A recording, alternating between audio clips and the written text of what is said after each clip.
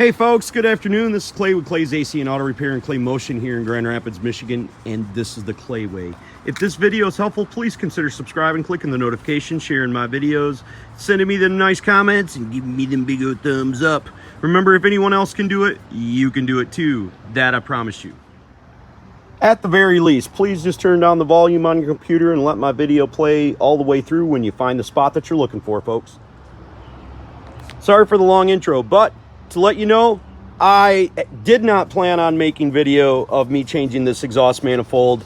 I was actually going to just repair the broken stud that was on the exhaust manifold, but eventually I couldn't get the stinking stud out of the exhaust manifold, even when I had it out inside the vise and heated up cherry red. Just ridiculous. That stud would not come out and I couldn't repair it. This is one of the easiest exhaust manifolds I've ever done here on the driver's side of this 4.0 2007 Ford Explorer Sport Trac. These nuts that are up here are 13 millimeter nuts and they came off pretty easy. I used torches to take them off. You could get to almost every single nut from up above if you so choose, but you're not going to be able to get to the downpipe nuts, and it makes it much easier from going from below them. Now with all your 13 millimeter nuts off, okay, with our vehicle up on jack stands, we're going to loosen the two nuts that are on the passenger side of the vehicle first. They are 15 millimeter nuts, and these are easily gotten to with a long extension and a 15 millimeter deep well socket. We should not have to remove these nuts entirely, just loosen them up so our exhaust will drop down a little bit. And that is what my nuts look like once I have them loose. They're almost to the end, but not all the way off. Okay, the driver's side lower nut is very simple. It's pretty straightforward. My stud is broken off on my upper one, but we're going to use about a 6-inch extension, an urban wobble, and a 15 millimeter, and we're going to go up above the drive shaft. If yours is 4-wheel drive, just like this, and then you'll be able to get on your 15 millimeter nut, and then you'll be able to run your ratchet back here like this and loosen up that nut. Now while we're down here, we're going to go ahead and heat up our exhaust manifold nuts, and I highly recommend this because generally you will break the studs off inside the engine. But if you don't have a torch available, you can only do what you can do. Throw some penetrant on it, wait about 30 minutes and try to take them loose. They will be very tight. But with our torch head, we're going to go up behind our control arm, twist our torch head up there so it ends up coming out right there, and then we can heat directly on these nuts. Some of these nuts can be gotten off from up above as well, and I'm going to show you that. That's how I took off the two front nuts. These are 13 millimeter nuts.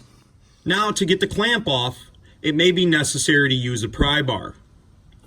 Be careful not to pry on the flange because you will distort it and then it will not seal up correctly to your new exhaust manifold. The reason that I'm changing my exhaust manifold is because these exhaust studs are hardened steel.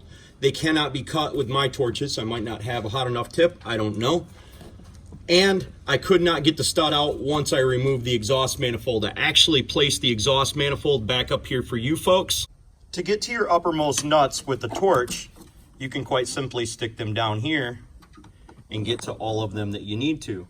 With all of our exhaust manifold nuts and studs off, we should be able to pry this out of the way and it should fall off. As long as you have both sides off and you pulled your exhaust down a little bit, should be able to come right out of there. Voila. Before we remove the gasket, we're going to remove one 8 millimeter screw that holds on our oil dipstick tube.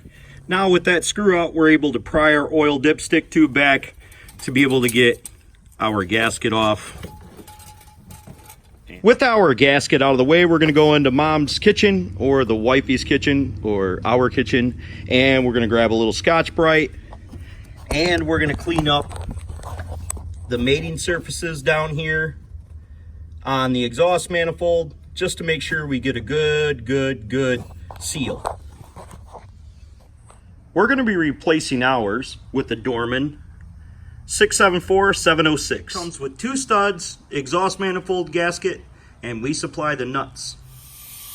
Okay, we need to take out this EGR stopper, and that's a 1-inch wrench. Problem is, you'll probably never get that out if it's rusted out. So watch out, Spidey friends. I'm gonna make you famous in the neighborhood when you show folks how to do this ish right here. So you take your air hammer with a pick bit on the front of it. If this works.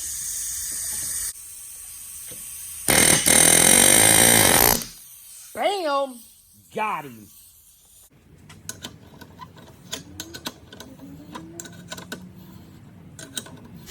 If you don't have an air hammer, try some penetrant. Make sure your manifold's in a vise and just use solid wheel, or you can take 2 wrenches, put them together like that. That'll give you a lot more leverage, and you should be able to break that free with some penetrant. Okay, so once you've got your gasket slid back there behind your studs, you're gonna take that 8mm bolt that you took out of your oil dipstick tube, and we're gonna put that back up in there. Before you reinstall your exhaust manifold, make sure that you tighten down your studs with a pair of vice grips and tighten up your 1-inch EGR tube. Okay, with the wobble, I could not get my exhaust nuts too terribly tight, so I'm going to use my long 15mm gear wrench to tighten up these 2 nuts right here. I'm going to tighten up both of them from the inside of the fender well right here, just like you can see.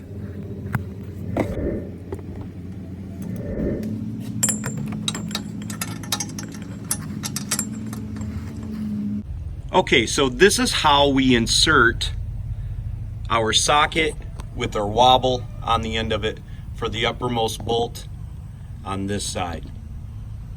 And it may be kind of obvious, but that is how you tighten up the bottom one. You need to tighten these down really well because they have shoulders that they lock against, and if they're not 100% tight, your exhaust will. Okay, so here's the moment of whatever. Oh, now that is exceptional. Absolutely nothing leaking now. Just put my hand up in there, don't feel any air. Watch out, it'll get hot. That's freaking sick. Okay, I always know that it's better when you see what someone else has actually done. So I'm gonna slip this back there so you can see where I've got the studs and how far I've got them down.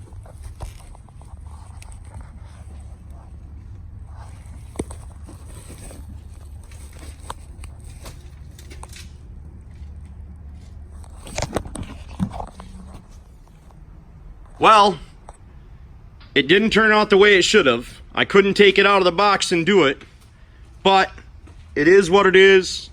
It's fitting properly now. We probably didn't save any money over using an aftermarket part versus going to the dealership and buying a new exhaust manifold, but it is what it is as far as time goes. It cost us more, but saved us some in our pockets.